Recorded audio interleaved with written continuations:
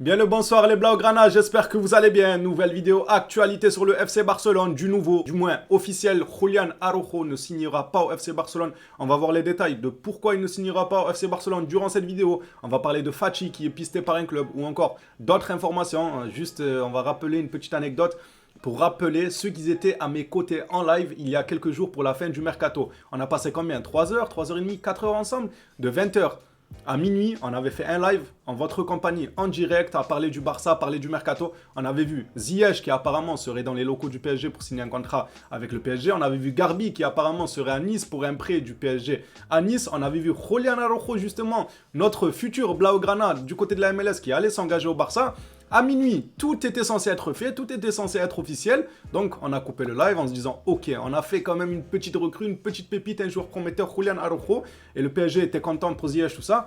Minuit, 30 minutes après ou 40 minutes, à minuit 30, minuit 40, il y a eu un retournement de situation énorme. C'était n'importe quoi. Je me suis dit, ok, on vient de taper 4 heures de live là. Il y avait tout qui était validé.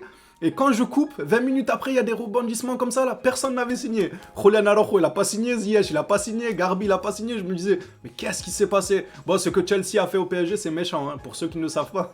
C'est très drôle, mais ce n'est pas une blague. Chelsea a fait exprès d'envoyer 3 feuilles du contrat de Ziyech ou quelque chose comme ça qui concernait cette signature. 3 mauvais papiers, des papiers qui contenaient des erreurs. Ils envoyaient un papier où il manquait la signature. Ensuite, ils envoyaient un papier avec la signature, mais il manquait autre chose.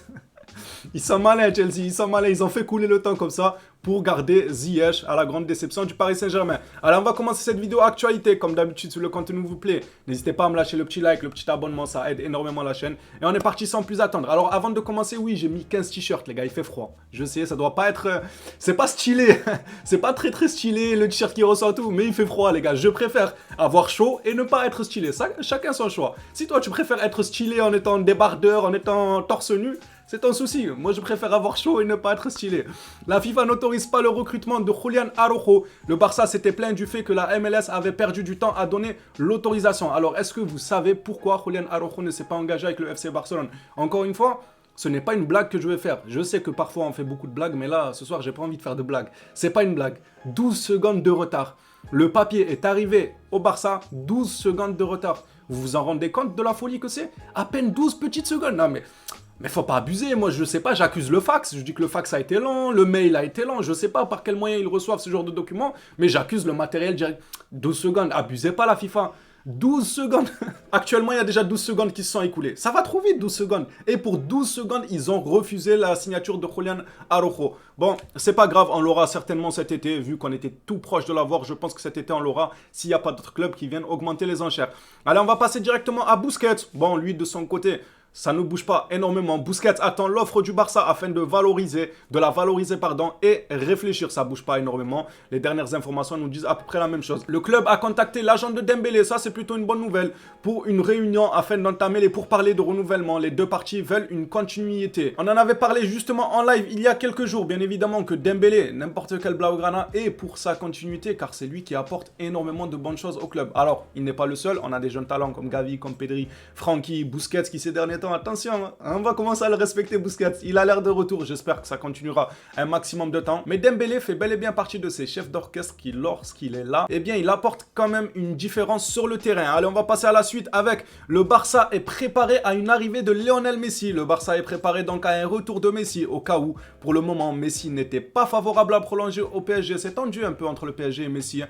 Mais cela ne signifie pas qu'il ne le fera pas. Alors, on nous refroidit un peu, ça ne veut pas dire que parce que c'est tendu, qu'il ne va pas prolonger. Ça peut très bien être tendu et ensuite se débloquer et il prolonge. Georges Messi, lui, n'est pas très favorable à un retour, mais de son côté, Xavi, lui, le veut. Lionel Messi a fait une déclaration, enfin 2 déclarations, qu'on verra l'une à la suite de l'autre. Messi nous dit, je vais avoir 36 ans, je vais voir où va ma carrière, ce que je vais faire, et cela dépend de beaucoup de choses. Et dans le deuxième communiqué, il nous dit, je pense que lorsque j'aurai terminé ma carrière, nous retournerons vivre à Barcelone, c'est ma maison. Alors comment le prenez-vous ce message? Pourquoi il dit lorsque j'aurai terminé ma carrière, je retournerai vivre à Barcelone, c'est ma maison. Alors c'est sa maison, on le sait, c'est chez lui, il fait ce qu'il veut à Barcelone.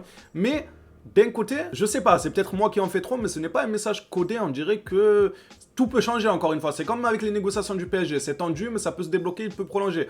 Là, avec le Barça, dans ce message, j'ai l'impression qu'il dit plutôt qu'il ne va pas revenir. Je pense que lorsque j'aurai terminé ma carrière, nous retournerons vivre à Barcelone. Donc, le joueur, dans sa tête, il s'est probablement fait à l'idée qu'il ne finira pas sa carrière au Barça. Car beaucoup d'entre les Blaugrana veulent le retour de Messi. Si lui-même voulait son retour, c'est pas pour faire un retour au Barça, ensuite partir en MLS. Du moins, c'est possible, mais je ne vois pas Lionel Messi jouer jusqu'à 39 ans, 40 ans. Donc, s'il revient au Barça, c'est pour y finir sa carrière justement. Et là, il nous dit, lorsque j'aurai terminé ma carrière, nous retournerons vivre à Barcelone. Comme si il insinuait qu'il allait terminer sa carrière ailleurs, loin de Barcelone, pour ensuite revenir vivre au Barça. Je sais pas si vous comprenez. On passe à une information sur Ansu Fati. Manchester United est attentif à la situation d'Ansu Fati. Le jeune espagnol intéresse le club anglais selon Sports. Ah bon, Fati intéresse United. Bah c'est super. Nous, c'est Rashford qui nous intéresse. Qu'est-ce que vous en dites? Ça ne veut plus dialoguer avec nous, je sais pas. Vous voulez Fati?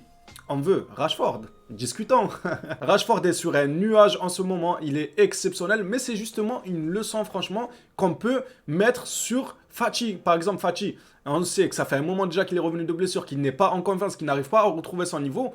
Mais Rashford, actuellement, est sur un nuage après avoir traversé de durs moments avec notamment plusieurs blessures. Donc, imaginons, Fati, c'est la même chose. Là, il a du mal et dans quelques mois, il se relance et il sera sur un nuage. Imaginons s'il est sur un nuage dans un autre club. On le regrettera. Donc, laissons-lui encore un peu de temps et si jamais on voit qu'il n'arrive vraiment pas à se relever, il faudra tout d'abord songer peut-être à lui changer de numéro, lui enlever le numéro 10, peut-être qu'il pèse sur ses épaules, même si pour moi, ce n'est pas la seule chose qui fait que le joueur est en manque de confiance. Ça ne peut pas s'expliquer que par un simple numéro. Il y a d'autres éléments qui rentrent en jeu. Alors oui, le numéro compte car c'est un numéro légendaire au Barça, on le sait bien, mais il y a d'autres éléments qui rentrent en compte aussi pour la confiance de Fati. Donc à voir. En live, j'avais déjà posé cette question à la communauté qui était avec moi en live. Fati contre Rashford. En plus, comme par hasard les gars, il y a quelques jours on a posé cette question et là il y a des informations comme quoi United était attentif à la situation de Fati. Il y a quelques jours je vous demandais est-ce que Fati pour Rashford vous signez ou pas. Beaucoup d'entre vous m'ont dit oui, je signe. Maintenant je demande à la communauté vidéo qui n'ont pas forcément le temps de passer sur les lives. Faut dire aussi qu'on n'en fait pas souvent ces derniers temps.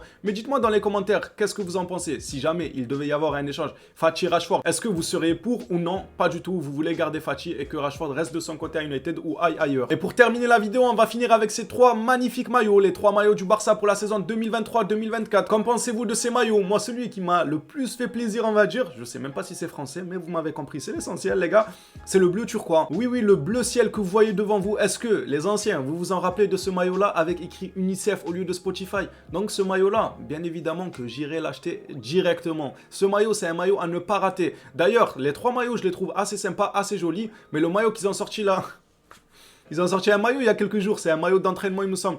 Pitié, allez voir à quel point il est horrible sur mon Twitter. Il est horrible. J'ai retweeté le maillot, j'avais dit il faut mettre une peine de prison à la personne qui a créé ce maillot. Je le trouve tellement pas joli, même s'il y en a apparemment qui eux le trouvent joli. Les goûts, c'est propre à chacun, ça ne se discute pas, mais ceux qui veulent voir le maillot, le nouveau maillot de l'entraînement qui est actuellement disponible et qui va être utilisé par les joueurs du Barça, allez voir sur mon Twitter que je vous mettrai dans la description. Je n'ai pas du tout aimé. Voilà les Blaugrana, cette vidéo s'achève ici. Merci à toi si tu l'as suivi jusqu'ici. On se revoit à la prochaine vidéo sur le FC Barcelone. D'ici là, prenez soin de vous.